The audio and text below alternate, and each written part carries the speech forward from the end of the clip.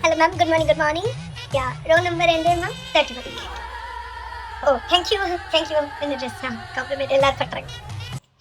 So ma'am உங்கள் சனுக்கு வந்து ஒரு பிரைட்டஸ்ட் ஃபியூச்சர் இருக்கு பேசுறதுல. ஏன்னா அவனோட ஸ்கூல்ஸ் வந்து நீங்கள் பார்த்தீங்கன்னா கிராஜுவலாக வந்து ட்ராப் ஆகிட்டே இருக்கு. அதுக்கு காரணம் நான் லெசன் எப்போ எடுத்தாலுமே அவனை திரும்பி பார்த்தா ஹீஸ் ஜஸ்ட் டாக்கிங்.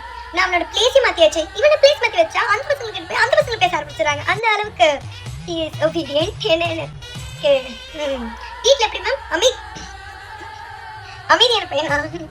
ரொம்ப இதுவாக இருந்தது மேம். அதுதான் பசங்க வந்து வீட்டில் இருக்க மாதிரி வெளியே இருக்க மாட்டாங்க, வெளில இருக்க மாதிரி வீட்டில் இருக்க மாட்டாங்கன்றது இதுதான் நினைக்கிறேன். But ma'am he can definitely improve. எனக்கு வந்து அவன் மேலே ஃபுல் நம்பிக்கை இருக்குது. ஏன்னா அவனோட ஸ்கூல்ஸ் வந்து கொஞ்சம் இதாக இருக்குது. But if you puts hard work and the main mantra அவன் வந்து நல்ல மார்க் கிடைக்கணும் தெரியுமா மேம்?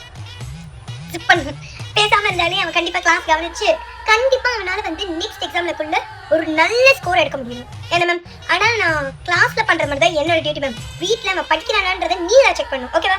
நெக்ஸ்ட் டைம் அப்போ அவன் ஸ்கோர் என்ன வந்ததோ அது உங்களோட இதுதான் மேம். நான் உங்ககிட்ட தான் கேட்பேன் ஏன் இப்படி ஸ்கோர் ஏதாச்சுன்னு. ஸோ அவனை வீட்டில் பார்த்துக்கோங்க, okay? Nice meeting ma'am, thank you. போயிட்டு